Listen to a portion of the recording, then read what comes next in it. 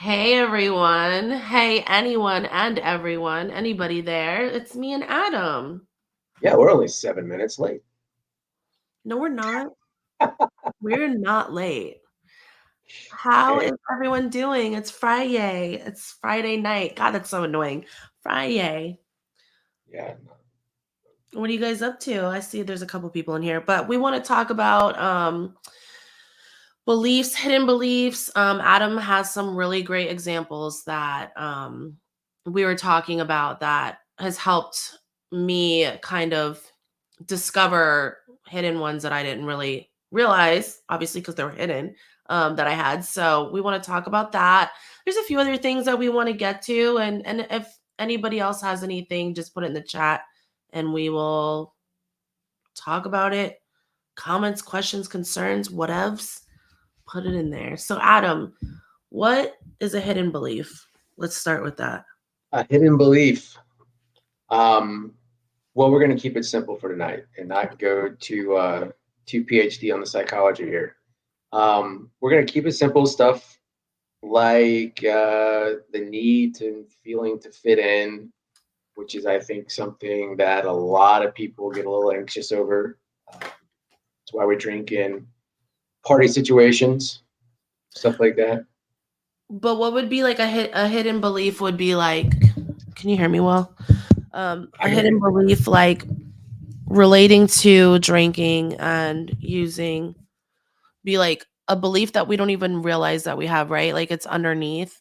And That then you how do you discover it? CBT, you I'm not as cool as the rest of the crowd. right. So that would be a hidden belief, but how do you know that you have that belief? That's what I call going down the rabbit hole. I No. thought you wanted to keep this simple. Yeah. What? Yeah, but how can okay, go ahead. Well, I mean, I take just you take me where you're thinking about. I don't know where I'm going. So the reason I was saying that is because the whole concept of hidden beliefs that we had, maybe like and we pick it up along the way, maybe from people in our lives or just I don't sometimes you don't even know where, right? Like I Right. don't know. You said Well, one the other day. yeah. So I mean, if we want to go back to that example of the big belief that I discovered about why I drank was, and this was after I was trying to get sober. Why I initially started drinking, who knows? Who cares? I had to find the belief about why I couldn't stop drinking. And it ended up being this belief that I had that was it's okay as long as I don't get caught. And for the longest time, I didn't know where that came from. I worked with a CBT counselor to dig down and figure that out. And I think we kind of 2 nights ago we hit the nail on the head, and I didn't even realize it. But this saying that I grew up hearing was it only takes one shit to erase 1,000 attaboys, which basically means you can do really, really, really good and do really, really, really good, really good. And then the one time you mess up or you're caught messing up, it erases all that. Right, right. So figuring that out, I mean, just 2 days ago has been kind of mind blowing. I've been replaying a Really? lot of this stuff in my head. Yeah, just replaying my childhood, honestly, just living through some stuff and kind of looking at it and reframing it and going, well, you know what? That's where that came from. And I firmly believe that you can go back and you're not really physically changing your past, Right. but you can go back, sorry, That's and okay. reframe your past to influence your present and shape your future. Talk about that. That is so helpful. No, I love that because that's kind of what we've been talking about too. Just different just different things. And you said like integrating the wound. Obviously, we're not going to go into all that, but Yeah. but it's So, what it's a way of looking at it, looking yeah. at your past So event. perspective, we talked about perspective before. Perspective is how you see something. It's where you see something from. Mhm. Okay, so I was seeing this, it only takes one shit to wipe away 1,000 attaboys as a child as constructive life man building advice. Live by your word, have a strong handshake, don't fuck up. Yeah. And so I grew up for the last however many years I've been hearing that. So I'm 40 years old now. I've probably been hearing it for at least 35 years. Right. Um, grew up with that as part of my identity and as like a core belief system. And that core belief shaped a what I was considering to be a guilty, shameful behavior at the time, which was considered continuing to drink, even though I know I'm not supposed to, and Well, we're there's trying to another stay one. sober. Yeah, I Yeah. know I'm not supposed to. Yeah, no, that was Um, huge for me. I'm glad you yeah. brought that up. So, Oh, yeah, I know I'm not supposed to is, I mean, I obviously I can't now as an alcoholic. yeah. That's another one. I think we've talked about Dare before. Dare, I was a Dare kid. It got hammered into Yeah. me and shaped my adolescence and my young 20s until I was 21. And then I started drinking, and floodgates fell way open on that. So, um, Right. those are the kind of beliefs. Well, yeah, and I had, I don't know, sorry to jump around, but this you totally just reminded me of this, something you said, but, I think I might have shared it with you before about how I had a client say to me, "Do you think you're bad because you drank and used?" And I was like, No, "No." And I'm like, "No?" But I really did have that belief still. You know what I mean? I didn't realize it at all. So it was shaping, like, how I treated myself, talked to myself, yeah, how I talked to others. And I definitely developed, I would say, a belief that, especially once I started trying to get sober, that continuing to drink was it made me a bad person. That yeah. action made me a bad person because I wasn't able to get sober like I was told I should be able to get sober. And so that Mm, that messed me up for a long time. There was a lot of guilt and shame around that until I was able to kind of get a few years into the process of trying to get sober and learn that, hey, this is not anything that is good or bad. You just have a problem right now in your brain with dopamine, and all this stuff is just still out of whack, that willpower doesn't do it alone. So, huh. it's not a good or a bad thing. Yeah. I've been trying to not label things as good and bad lately, and it's really Yeah, difficult. And yeah. Labeling messes us up as humans. We have to, and I actually started to write something about this, and I'll probably throw it out there at some point. But it's kind of funny when you start seeing some of these arguments about, and I'll briefly go down the train oh, here, yeah. but am I an alcoholic? Am I not an alcoholic? Am I in recovery? Am I recovered? I have my own personal beliefs, and that's, we'll talk about that on some other episode. But the argument always comes up is, well, why do we have to label it anything? Well, that's a really good question. And that Mhm, honestly is the fundamental question. So if you think about it, as humans, we have to have labels because that's how we categorize stuff. That's how we convey knowledge and information. And mhm. that's how we know that I'm looking at a computer. I've labeled this thing a computer. Yeah. So we have labeled the problem alcoholism, and we have labeled the people who have the problem alcoholics. Mhm. So continuing to use the label once the information that the label contains no longer fits, to me, is a problem. Me too. And it goes to your identity and to some of these underlying beliefs that we're talking about. But we can't not use labels, because then we can't convey information, we can't communicate. So ideally, in a perfect world, we wouldn't need labels. It would not be I am, hey, I'm Adam, I'm an alcoholic, which makes me shudder. It would I just be I am. I know. I am. Mhm. You are what? No, I am. Well, what is the solution to that? I mean, I know what you're saying, but I mean, I don't know. Like, I just It's you tough, saying right? it, yeah, like you saying it like that totally just put it into words how I've thought about this for a while now. So Yeah. I'm glad somebody somebody could put it into words. Well, No, there's other seriously. people out there that are more eloquent about it than I am, and so No, um, that's pretty good, man. mine's Um, elementary compared to theirs. But I'd it's the fact that I'm trying to say this without arguing one side or the other. no, Is you the don't. fact that we have to use labels Yeah. somehow. We can't just say, "Hey, I'm Adam." Well, cool, because that doesn't let us communicate. It doesn't tell us anything. That doesn't allow me to really communicate with myself because I Hmm. mean, this is so deep and heady and like psychologically thick and spiritually thick. It's like the human me, Adam, the container, has to have language in order to even be able to process and think things. Without Mhm. language, all we are is just sensory information. So language is our attempt to understand everything that we sense around us and then communicate it to other people. So we Yeah. got to have that. So there's going to be labels.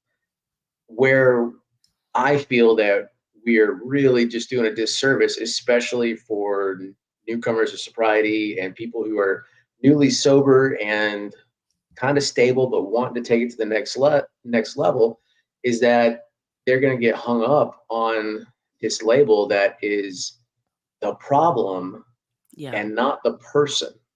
Yeah. And that's where I have a huge problem and a huge disconnect with contemporary sobriety models. I'm gonna find this in this book, talking about that. I'm glad you brought that up. Um, So, yeah, because you're not your affliction, you're not your addiction, right, right, exactly. I right? mean, we like to compare it to disease all the time and say, well, if I have cancer, blah blah blah, I'm Right. still a cancer patient. No, not really. Right. You're what do they say? You're in In remission? remission. You're in remission. There's no more cancer in your body. Congratulations. Well, I'm still a cancer patient. Why? You're not a cancer patient.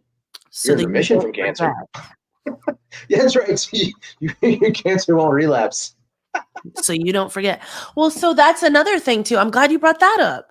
Um, Talk about just hammering the victimhood. I mean, but it's really good stuff to bring this up. And I think we Yeah, were talking about this like last week or whatever, but um I think I told you how I identified with I was like such a component like just so a proponent of labeling myself alcoholic addict. I would even joke and be like, "Oh, I'm just a junkie, yeah, druggy." yeah. And yeah, I maybe have been joking, but my subconscious, like my brain, heard me say that about myself, those things about myself. So I really did believe I was broken or less than, like I was diseased, like Yeah, whether definitely.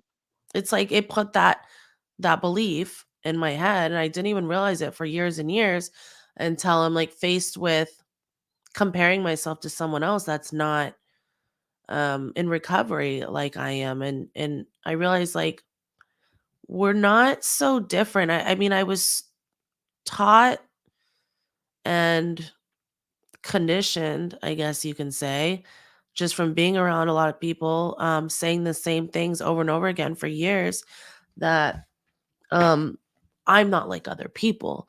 You know, that's what you'd hear all the time. Like, I'm Sure. this, I can't do this, I can't do that, and I'm powerless and that's cool, man. But um it kind of messed me up and it it made me feel like I was like this alien or something. It was like just this defective Yeah, yeah. person, and I didn't even realize it. Well, And I yeah. I mean, you were programming your identity. yeah, totally. Yeah. Totally, and I had no idea. It took me years and years. And I would argue with people. We see it on X a lot. People arguing about about the label of just alcoholic and they're like, "Hi." They're like, "I need to I need to remind Swim. my I know that's cute. I need to always remind myself that I'm an alcoholic and that I can't drink and that I have this disease and then that's That, great, but I can't do it anymore." but that right there was not necessarily the underlying belief, but that Kind was of. the programming of the belief. Is Yes, I'm an yes. alcoholic and I can't drink and I can't do this. Like, no, you can't drink anymore. That's true. You have to take that into account. I'm not saying that your identity, when you change your identity from that of an alcoholic to that of a non-drinker, that it allows you to go back and drink. That's always going to be there. That is now the new default operating system in your head. It has to be, this isn't an option. Mhm, mhm. But identifying with the disease, the illness, is not your identity. Right. I thought it And was. that and I was too. I For a long time I did too. And that's why I never really could move forward with that. Yeah. Um, so people talk about, the context of labeling myself an alcoholic. There's no limiting beliefs on that for me. It gave me freedom. And I'm here to say bullshit. I agree with you. Bullshit, it gives you freedom. It gives you a purpose until you get to a certain level. And then once you get to a certain level, it's going to hold you back. Because, like I said earlier, with language, we have words that have meanings in order to convey information. And the Communicate. information that is conveyed with the term alcoholic is entirely negative. And whether you like that or not, and whether you believe that or not, language that you use will reprogram your subconscious Oh, because you're yeah. using it all the time. And so there's negative connotations around the term alcoholic, whether you believe them or not, will program you and keep you from achieving certain things. What do you say to someone that would reply with, "Well, then we have to reduce the stigma." It's not it's it's like, I will okay, let's change society for me. I mean, I really wish there was a button that we could upgrade society. Right. Like, hey, everybody's going to get spiritually enlightened right now. And you're gonna know the Yeah, truth right. about the Exactly. alcohol. Yeah, it only took me, what, like 12 years to figure out what's really going on with me. Um, but let's, everybody else, like, hopefully they'll reduce the stigma. So I heard Right. a great analogy today, and I think it really applies here today. And I love analogies and metaphors. Um, Peter Crone, my new boyfriend, was Yeah, talking about how we can use figure of speech. belly. Was talking about how we can use technology metaphors. It's like, so there's sometimes I have to really get a point across. I use a technology metaphor. It's like, so what happens when you have a computer and it keeps getting viruses? It keeps getting viruses and it's slow, and you put a patch on it, you get a new security update from Microsoft, blah blah blah. Eventually, Microsoft says to hell with it and upgrades the operating system. Mhm. Like, fuck this, we can't keep putting band-aids on it. Let's go in and rewrite the code so that everything works better. And that's kind of what true recovery from addiction is to me. We're Ooh, going to go in and rewrite the operating system so that you aren't looking for something that almost works and get fixated on it. mhm. We're Man, going to go and rewrite the program so that you can figure out what actually works. And once you know what works for you and making you feel whole and making you feel all the emotions we started talking about, once you know what works and you go get those, you will get so much of that that you won't be able to contain it all, and you will spread it around. You simply walking into a room, everybody will kind of light up just off of your presence and your energy and your frequency and your vibration. That's what will happen. That is not what happens when you keep putting a band-aid on the problem because of a thought or a behavior. what do you s I was thinking about this when we were talking the other day too, and I don't even remember if I brought it up, but no, I did bring it up about energy. Everything has energy, right? And Absolutely. Everything in the universe is made of energy. so what happened, like, especially negative energy, right? Like, so what about, like, when people are all in one place talking. Yeah, so that is a really good question, and this might go a little more metaphysics, esoteric, but um, everything vibrates. Mm, Everything is moving, and that's not some figure of speech. When you actually look through an it electron is. microscope at something, everything is moving. Anything that is actually not moving is considered antimatter. dark matter. We don't know what that is. Okay. So everything's moving. So therefore, everything has vibration, which we can measure as frequency. All right. And so low frequency vibrations when it comes to human emotions are apathy.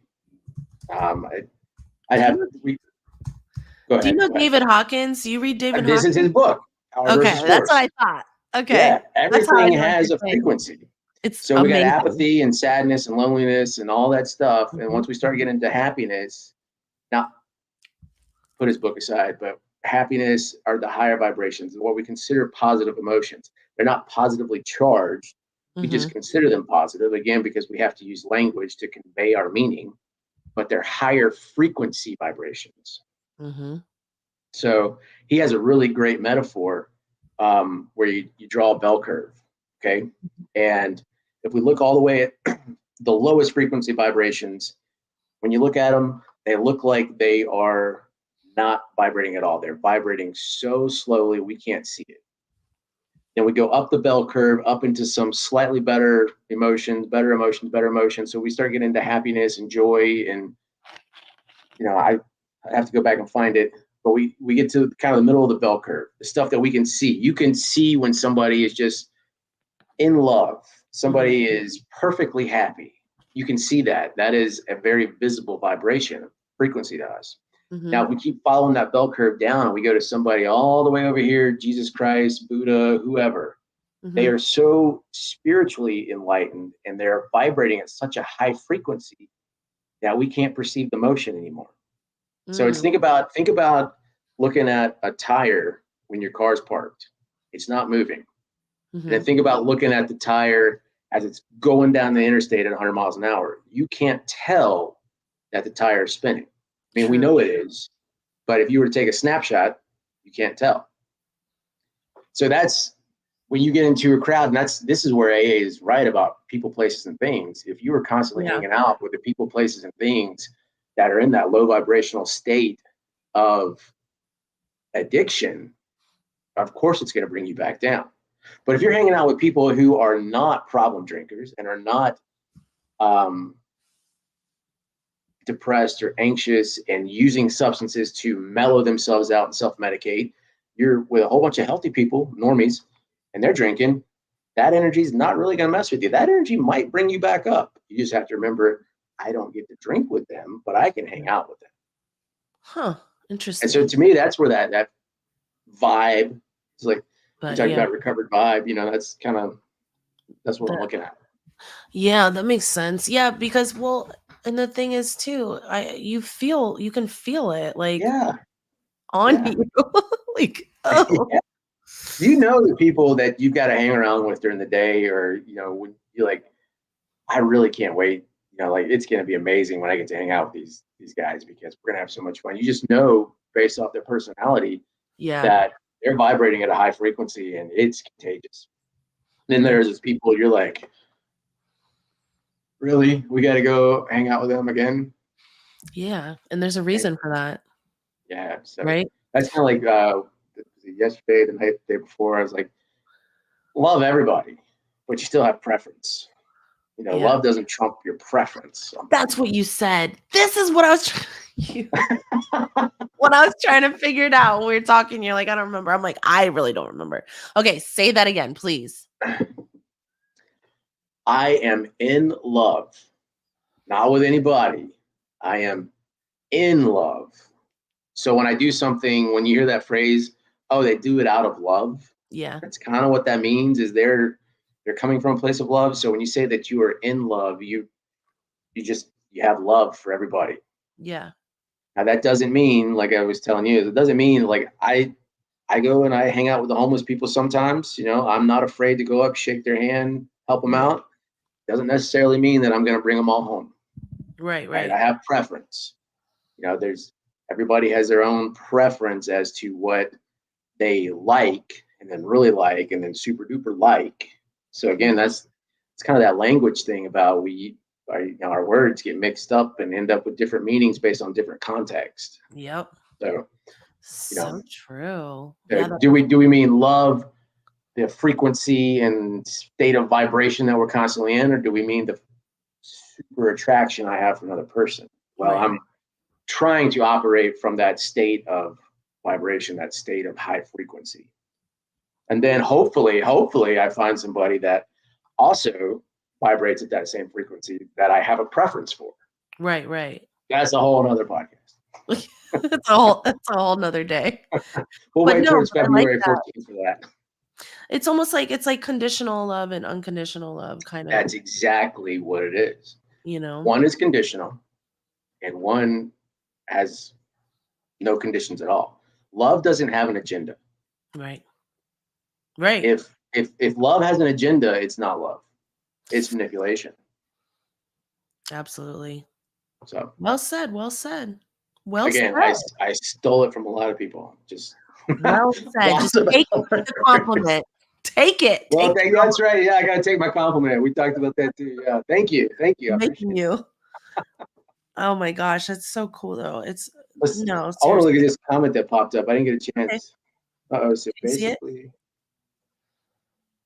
basically, I did alcohol drugs. Got sick, and then- Oh, quit the drink less than 2 years ago. Or more than 2 years ago. Can relate. Wow, Okay. dying for upgrades. Yeah. Well, that's hopefully what we can convey a few tips, tricks, pointers. I Yeah. don't know how to get that off. Oh, just hit I got it. Oh, there we go. But yeah, I mean, there you go with the labels, yeah. It's like So him. I'm gonna tell you what. I don't know if it says you got labeled schizophrenic. I don't know if it's a legit diagnosis or somebody misdiagnosed you or you're diagnosing yourself. Society Right. diagnosed you. Who knows? But I have a feeling that anybody operating from a container of unconditional love can't help but increase their entire body. I mean, there's so much data, so much research out there about how your body responds to high frequency emotions versus low frequency emotions. Just the chemicals that are released in the brain. It's So crazy. it is that honestly to me, medicine, that is the next frontier. That's where we're going to start seeing cures to things that science may one day do. True. That's where it's Damn, coming. bro. That's where it's coming. You are not the addiction. One thing that you may struggle with is the term addict. Behaviors you learned in the past, which have brought you pleasure or eliminated pain, will probably always remain in your toolbox. Toolboxes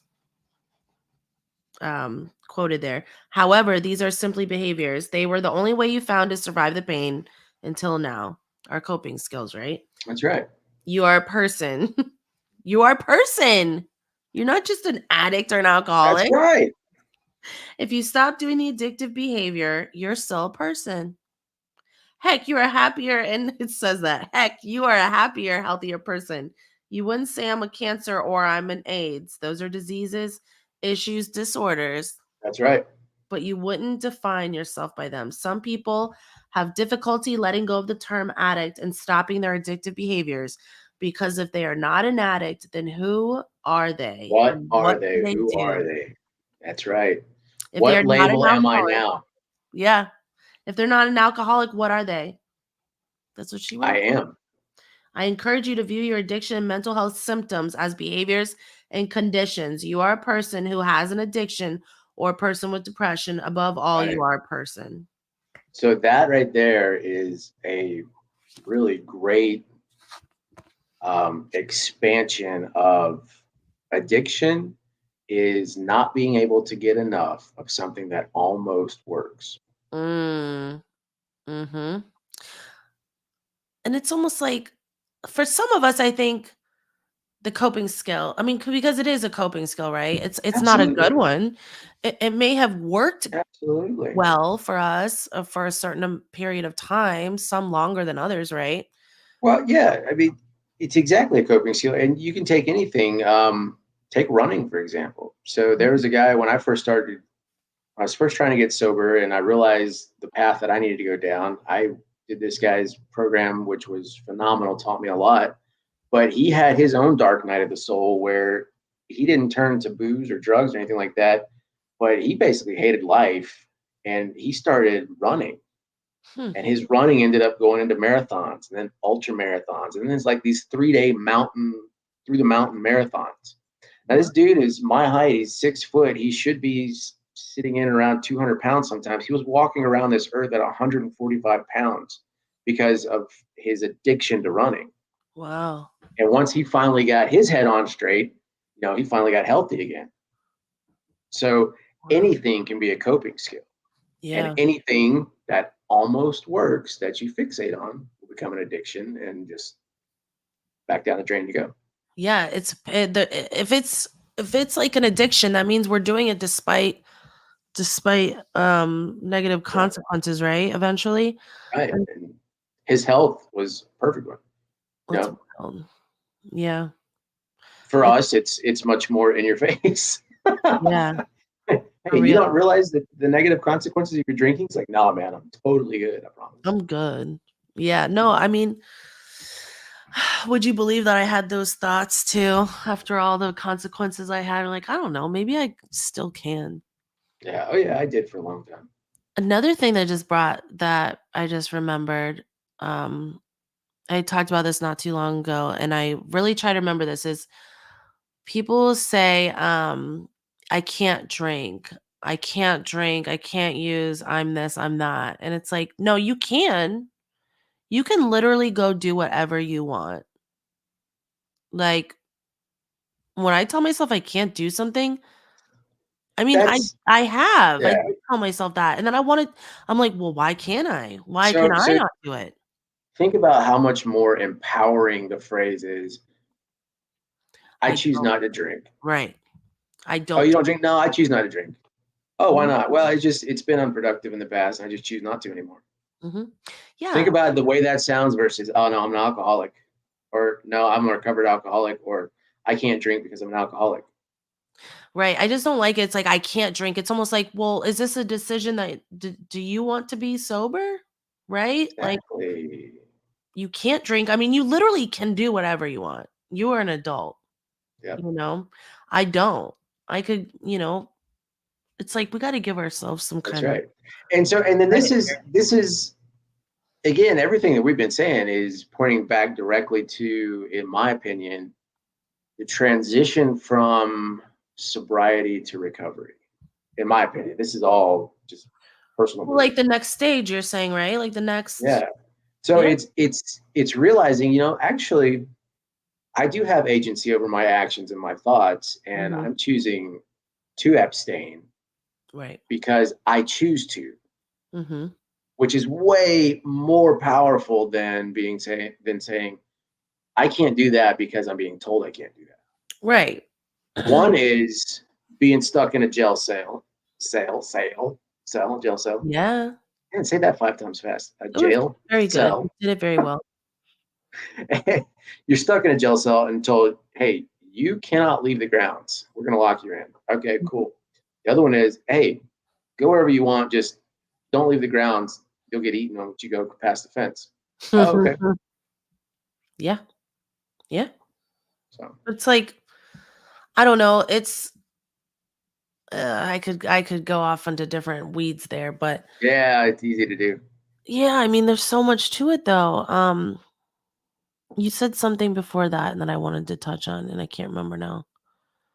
I use the disease as an excuse to keep. Oh wait, no, actually, with doctors enforced medical intervention, which in turn kept me addicted. Or I use the disease as an excuse to keep using. True.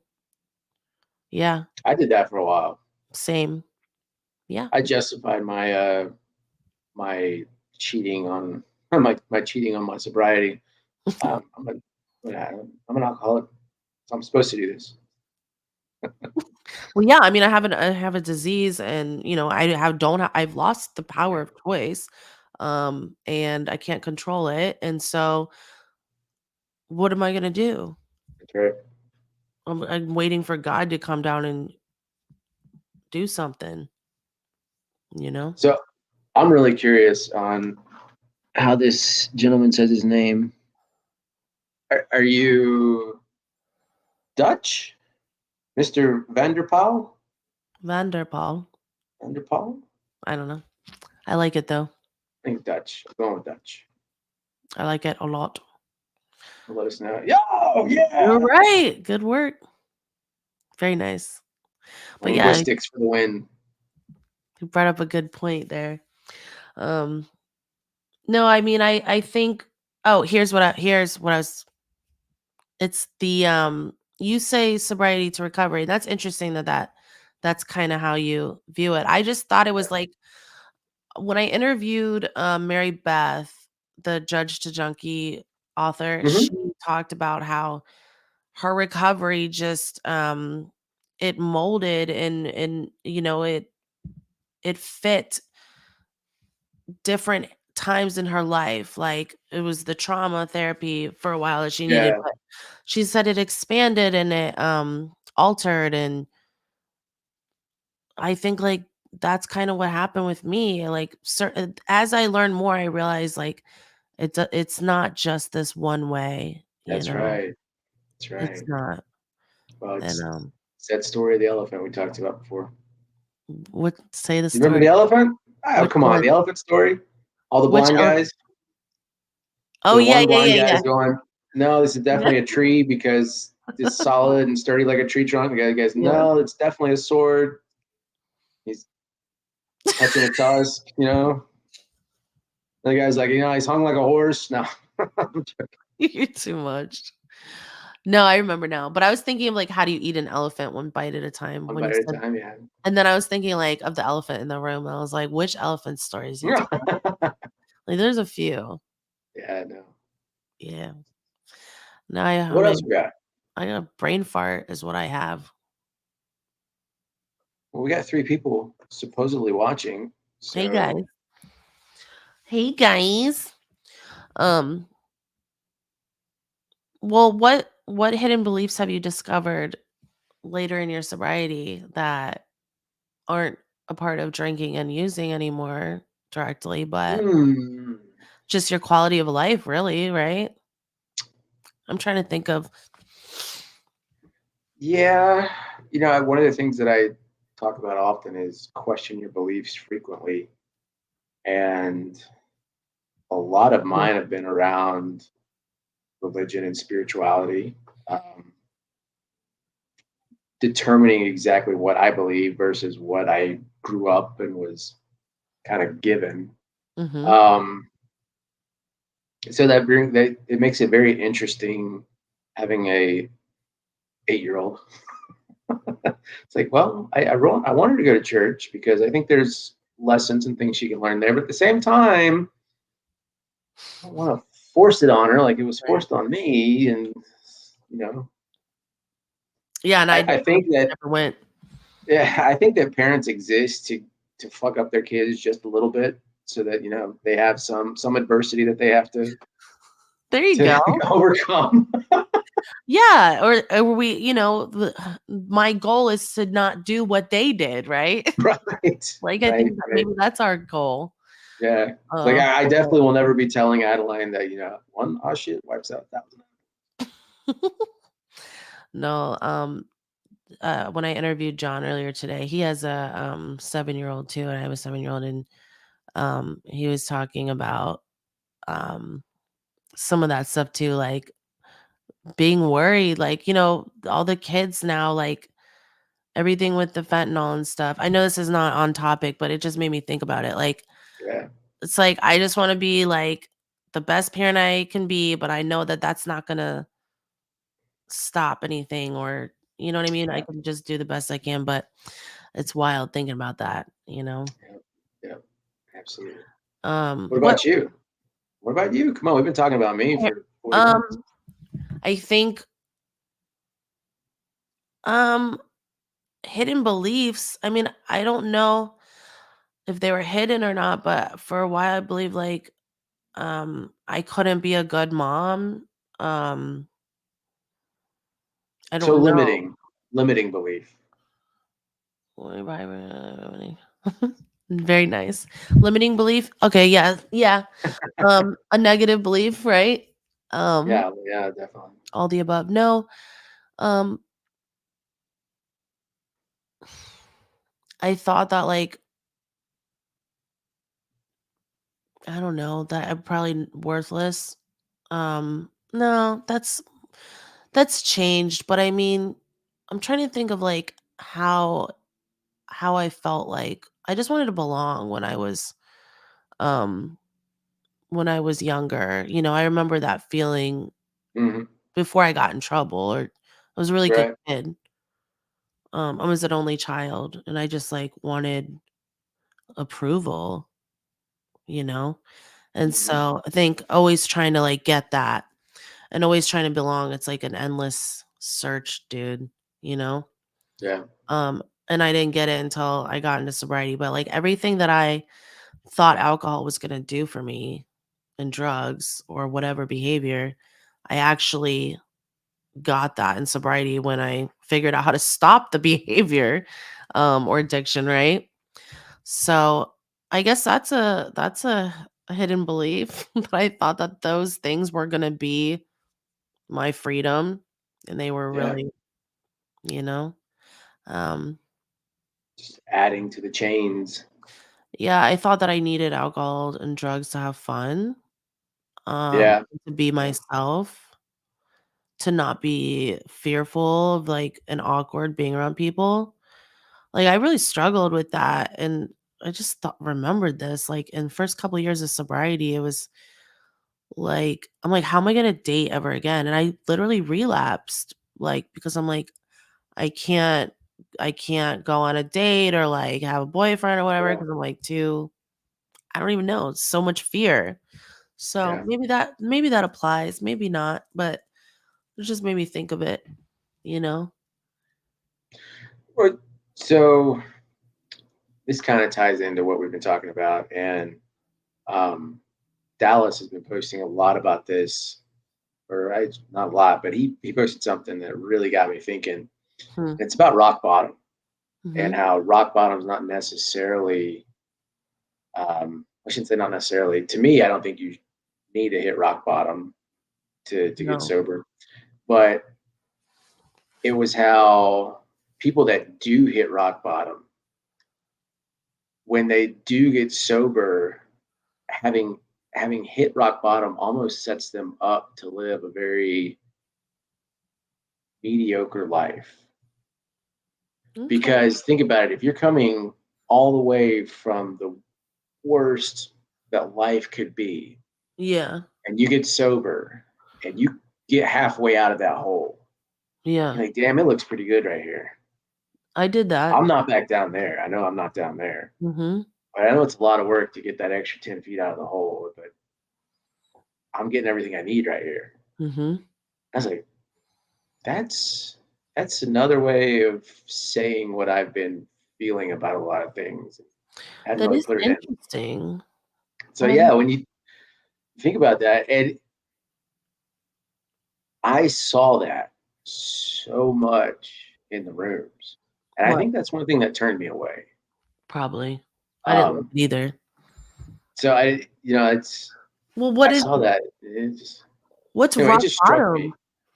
Well, that brings me to the thing, it's like, so, okay, when you say, "Oh, you haven't reached rock bottom," I've had people say that to me over the years. I guess you just haven't reached rock bottom, and not just when it came to addiction, when it Yeah, came to other shit, yeah.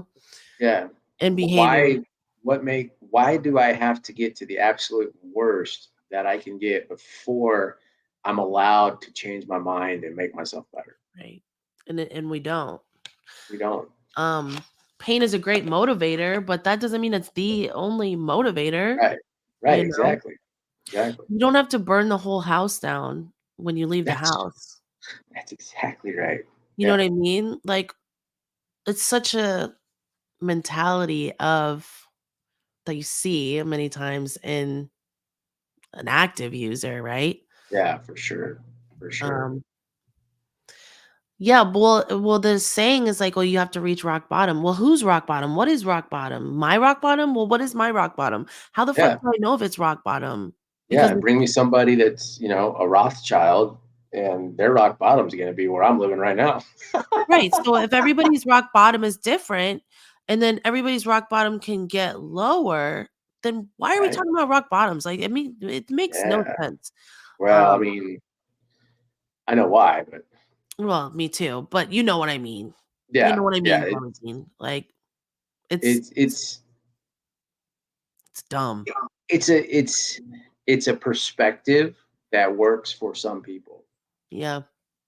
So But when it's like when you start to, like, dissect these things and they're really a lot of them are contradictory, and you're like, "Maybe that's not, like, the best thing to be repeating over and over yeah, again, especially for yeah, new people." yeah. So I was gonna read this to you a minute Read it. earlier actually before we started, and so I follow Dan Coe on X as well. He's a business I like guy, them. but he posted something a few minutes ago. Well, actually, 14 hours ago. I just saw it a few minutes ago. I almost fell out of my chair when I saw this because it was almost literally word for word what I wrote down this morning. It says, "Remember, you can't change the situation. You can always change your perspective of the situation." Which, if you've seen anything I write, you know that that's like literally my philosophy. Um, but changing your perspective literally changes your reality. Mm. Yeah, Literally perception is changes your reality. reality. So going back to that concept of going back and reframing past traumas, past hurts, past events, Mhm. where, and I think this goes into healing resentments as well. Yeah. Going back and reframing those situations can put you on a different, I mean, you might as well be in a multiverse and it puts you in a completely different universe because of the way you're going to start thinking. Damn true. I mean, that's I mean, no, comic book stuff, I but know what you mean, but no, I mean, that's it feels like that, and, and what we were talking about lately, it applies, you know? How you see determines what you see, yep. there you go, I Jim. Absolutely. I'll have 6 months and 3 days, keep doing what you're doing, we need more of this. Oh, thanks, Robert. Thanks, Robert. It's in Florida. Thanks, Where you Jim. at in Florida, Robert? Right? That's the Florida flag. Yeah. I think it is. Yeah. Yeah. Yeah, it says Florida. Florida. Florida. I used to like Florida. I mean, I won't lie, I still do. I I I like his know music, okay? I know I liked his one song that was really hot like 20 years ago, but I can't remember what it is. Right Round. Do you remember Yes. that one? Is that what it The was? remake of the original song? That's Anyway, right. That's right. Palm Palm Beach. Beach. Rock I and went roll. to rehab over there. You know, I think Fun everybody time. that has ever been in rehab has met somebody that's been to rehab in Palm Beach or Yeah, like Delray. Delray, yeah. The place I work for, their hub is in Delray for Florida. It's like, of course it is. So why is that like the rehab mecca of the East Coast? Like everything's in I don't Delray. know. It's Delray, and I don't even know how close that is to in North Palm Beach. I went to treatment, and there was literally a treatment center next door, and I'm like, "What? Like, a right next door?" Crossroads. It's crazy. Yeah. I don't know. Same with Cali, in Orange County. We had another treatment center over there that I worked Yeah. at. It's like they're all, like, right there. It's So, like a whole town, man. so, It's wild. And they go rehab hopping. so we got on this earlier, talking about replacing addictions with other coping behaviors. How Mhm. many people have you ever run in, or did you run into in treatment that you knew were just addicted to treatment? Did you ever meet people like that? You're like, yeah, this is my 12th 30 day. I'm like, what? You've been a year in these places? I think, it's like the institutionalization, Yeah. like, they get used to I don't Well, know. to me, this is my personal opinion. To me, I I don't want to say I loved rehab, but I really enjoyed it because there wasn't, I No. mean, you didn't have to worry about shit. You just Mm-mm. do what they told you to do. They fed you, you made your bed, go to class, you're good to go. Yeah. But I think the good thing about rehab is that you basically get a guaranteed 30 days fresh to kind of let your brain stop being a tsunami and Yeah. kind of calm down. But at the same time, I don't think they're the best option for a lot of people. So Right. No, and I think that places are starting to figure out where more people are starting to figure that out, that like and going from in rehab yeah, like 24/7 like inpatient, and then you go get home and then they boom, it's like relapse right there yeah. because Is the there's no average bridging the person gap. can't the average person can't go do um, sober living.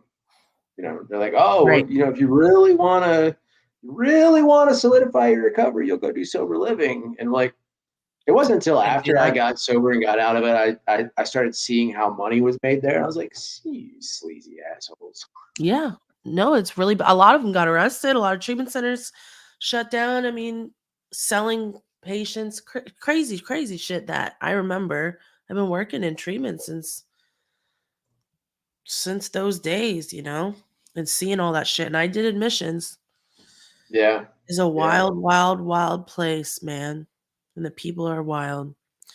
It is a nightmare. But no, Well, but we get back on topic here. okay, I'm sorry. Regarding what you were saying, It was a fun squirrel for a while. regarding what you were saying, um, putting things into perspective, um, Yeah, and I don't know if I discovered this. I like to think that I'm a genius, so I'm gonna by all just, means. I'm just but like how was I placing myself, when you're in your mind, I mean, you're thinking about things like I was placing myself in the present tense about things that were in the past, if that makes sense. I don't know how to explain that. How Like, about you were placing things that were in the past into the present tense? yes, that's what I meant. Did I say it Yeah, backward? yeah, Okay. You know what I mean though, right? yeah. But so You that were was you were reliving the past.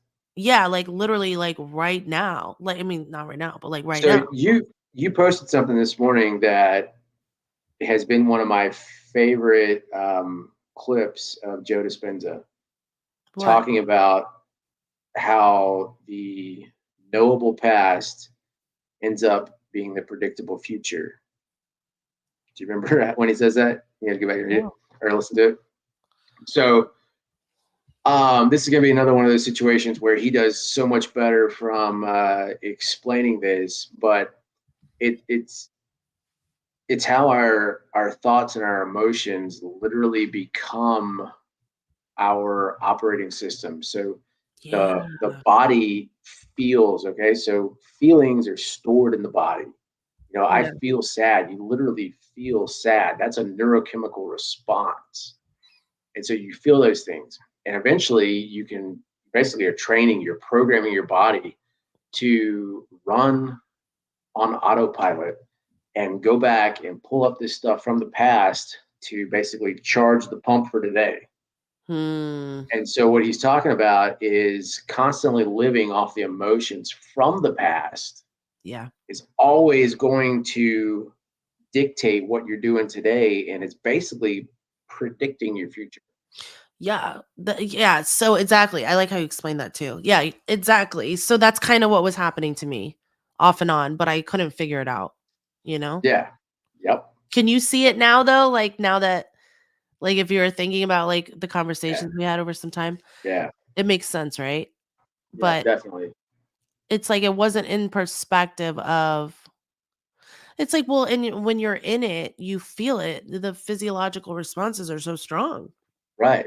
you Right. know? Exactly. I mean, that's why they're called feelings. I mean, True. you're feeling them. It is the physical manifestations of emotions, and emotions are nothing but energy Mm, motion through your body. it's Right? crazy. It's low frequency energy. It's high frequency energy. That is moved through your body, and you feel them. That's how emotions and feelings relate. Mhm. Um, and so that's why we get the sayings like, don't should all over yourself. I should do this. You're already predicting something that your brain is imagining. I do Okay, that a lot. because where does where is the present? The present's right here. Where is the past? Point to where the past is. It ain't here. It's back that way, right? No? Up here. And yeah, because it doesn't exist. It's just memory. Just memory. So where's the Oh, the future then? future. Yeah, Where's the not there. future? Yeah. And that's anxiety and depression, right? That's it. Yeah, that's exactly right. I think it is. Anxiety is work. So I sent this earlier. Um, Anxiety is your brain worrying about an event that hasn't happened yet Mhm. that it imagined. Yes, exactly. You created some shit in your head that is going to happen in the future that hasn't happened that you Mhm. don't have to be thinking about right now, Nope. but you are thinking about it and you're trying to Mm, figure out how you're going to prevent something that hasn't even come to pass from happening. yep. Basically, that's exactly right. And that's why it is such a key to live right now in the present. Yeah, you can't live in the present. Like it's almost like, Prevents you. you're looking that way, you're looking that way, ugh, then Yeah. you're feeling those feelings in your body and like no wonder like you're all out of whack. Yeah. Exactly. I felt Exactly. really out of whack. I don't like it. You know what I mean? Exactly. Um, Crazy. I think the cat fell off her house outside. I heard some noise and lost my Uh-oh. train of thought. Um, That poor kitty. she's a Hey, be nice. I like she's cats. a, she's a stray that just started living here 15 years ago. Well, it's not Um, stray anymore. That's cool. but so living in the present. I'll think of it here in a second. We were talking about grounding yesterday. I was, I think. You were, yeah, I didn't see that one. Grounding. Yeah, when I invited you to come listen, you didn't. Oh, I mean, I do have a job. Just fucking with you. Um, anyway, living in the present. It'll come to me in a second. So tell me about grounding. About So doing what? here, grounding. Oh, I thought you said grande for a second. I was like Taco Bell No, no. So, grande. what I was gonna do is I was gonna make a joke like, here's the Do it. difference in the way our minds work. As soon as you said grounding, the very first thing I thought about was walking outside barefoot with my feet on the ground. That is grounding. I know to ground my electrical charge that my body has. Yeah. It Okay, is that is. what you were talking about? I mean, that's a form of grounding, yeah. Okay, I Yeah. just thought you meant being grounded like in the present. Nah. Like Oh, okay. grounding. I mean, but that is what it is. You Yeah. know that. Oh, I know. I know. Stop fucking with me. So, literally, what did I read? It was like 5 things you can see, 4 things you can taste, 3 things you can smell. I'm probably getting the senses Oh, mixed this up. is an exercise to ground Like you in the present. DBT. Yeah, like, if someone's having like a flashback or Yeah. some Yeah. kind of response to, Okay. like a trauma response or something. So it brings you back into that present moment. So like that's kind of like it feels similar to me to when I would go to that place and remember past feelings and it's like I'm in it. You know what I mean? And I Uh, get stuck in it, almost like a flashback. Um and then if I do, ooh, I try to ground myself, but I can literally ground myself by watching a program on TV or a movie, like because I like fully listen to what's going on and like engage. You know what I mean? Like I listen to every word that's being said. That puts me in the present moment. okay. Okay. I Don't be a see hater right now. I see Logic? the logic behind it. I would probably argue that yes, it might be bringing you to the present, but at the same time, it's giving you Distraction? something else to focus on. Well, yeah, that's Like how I get kind of out of it. mindlessly focus on it. Well, okay. I don't I'm not a trauma guy, so I don't really No, know. no, no, no. But the point is like so that's like why you do the 5, 4, 3, 2, 1 thing because it takes Yeah. your mind off of what it was thinking about and then puts it to right now, like where Well, I'm at so I do something similar in my when I body. start a meditation is I'll sit there and I'll try and, I'll take a few minutes and just try and hear everything I can. And you'd be surprised how loud a silent room is. Every little thing you Yeah. can hear. And then everything that you can smell. And then everything that you can see, even though your eyes are closed, you got the little floaties behind your eyes, and you see the Yeah. vasculature in your eyelids, and everything that you can taste. Maybe you just brushed your teeth or had coffee. And then what gets real fun is trying to hear and taste at the exact same time. If you've never tried to experience two senses simultaneously, take when this is over, take 5 minutes and just sit there and close your eyes, listen, Mm-hmm. and then see what you can see. The smell for me is the hardest because my house is pretty clean.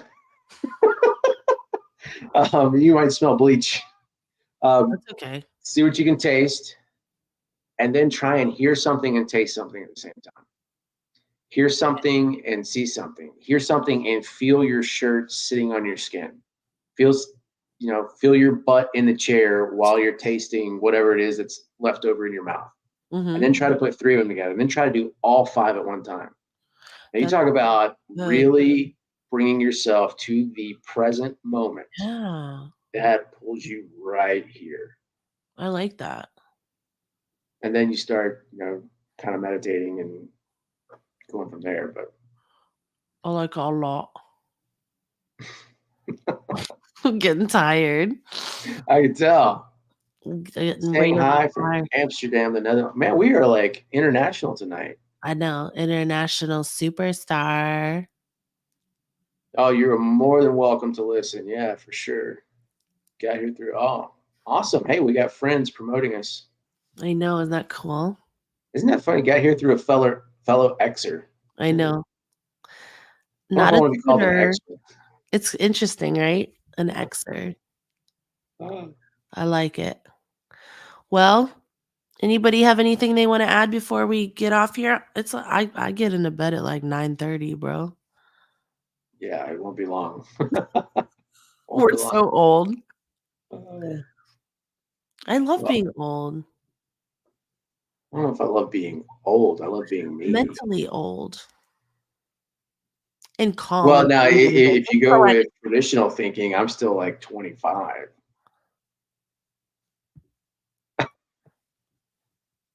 I feel It's like a an 18-year-old though. I think like an 18-year-old. I think like I don't even wanna go there. I'm mentally out there. All right. Well, I'm glad we raised some vibrations. Yeah. Let's keep them there, raised. All right. That's all we Oh, got. I'm getting tired and loopy, but I love you guys. All right. Love y'all. It's not working. Oh, you got to raise your vibration. I know, I was trying to do it. It's 2:49 AM here. I got up with the cat now. Yes. so, Awesome. so I'll tell you. So this stray cat came up, kind of took over and lived at my grandma's. Which I now live in my grandmother's old house. Uh-huh. But we finally built her a house to go on our porch, and it's 16 degrees here right now, and it probably is not going to get above 25 tonight. So I put a little electric heater that's sitting there blowing hot air into her house, and she sits like right inside this little doorway, just back enough so that you can't really see her until you get down there and look. But when you get down there and you kind of peek in, man, she's got those eyes like staring right at Yeah. you. She's like, I'm judging the shit out of you, buddy. Oh my god, I wanna see this house. I want to send me a picture of this. All That's right, I'll see if I cool. can grab one. I fucking love cats. Oh, I want she's like literally just in the last 6 weeks started to kind of let us pick her up, hold really, her, take care of her. And she's been just like, don't touch me, just feed me, and then go the fuck away. right? So Damn. Is it a woman cat? Is it a female yes, cat? yes, and Fam orange. I love orange cats. They're Mine so mean. They're I so mean. she no, my cat Titters. Her name is Titters, and she has a cool personality, but my dad has her. I gotta get her back. All right, that's enough about me. Alright. Alright. See you guys. Adios. Bye.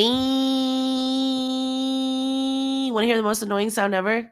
No, I'm turning you off.